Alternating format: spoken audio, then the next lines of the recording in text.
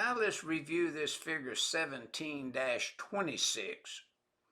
And what this figure is illustrating, if you had, say, a manhole cover, you see here above grade here, and the manhole cover weighs over 100 pounds, it's considered supported.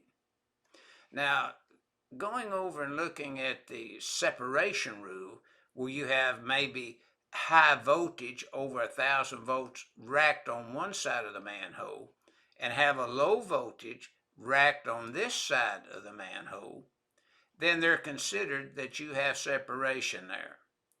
So kind of reviewing the high voltage over 1,000 volts listed here, the high voltage and the low voltage systems shall be permitted to occupy the same manhole as you see there in the illustration.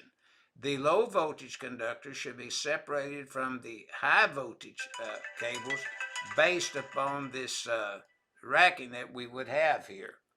So low voltage 1,000 volts or less, high voltage over 1,000 volts, we would find those requirements under wiring methods, manholes, NEC 300.3C2D, and that's what this figure 17-26 is illustrating to the user of the NEC.